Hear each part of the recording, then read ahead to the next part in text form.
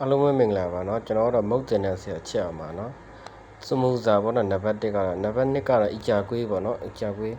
online တင်နိုင်ရတယ်ပေါ့နော်နံပါတ်3ကတော့ပလာတာပေါ့နော်ပလာတာမှာပလာတာနဲ့ပတ်သက်တဲ့မုံတွေအစုံပါတယ်ပေါ့နော်နံပါတ်3ကတော့ဒီနံပါတ်4ကတော့ခါကြာပေါ့နော်ခါကြာမုံလေးတွေကျွတ်ရွာလေးတွေပေါ့နော်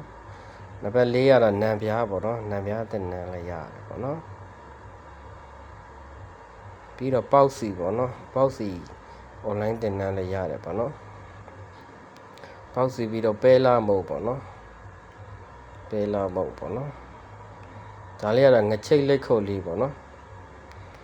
စမူဇာဖက်ခွာနီးအခြေခံအစတင်ပေးတယ်ပေါ့နော်လက်ဖက်ရည်လည်းတင်ပေးတယ်ပေါ့နော်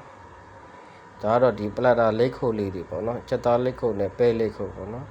ဒါလေးကတော့အထက်တရာပေါ့နော်ဒါလေးကတော့အမေကီမာပါနော်တတိကာလာလေးပါတင်ပေးတယ်ပေါ့နော်ပလာတာကတော့မီနူးအစုံပဲပေါ့နော်ဒါလေးကတော့ပဲလာမုံလေးပေါ့နော်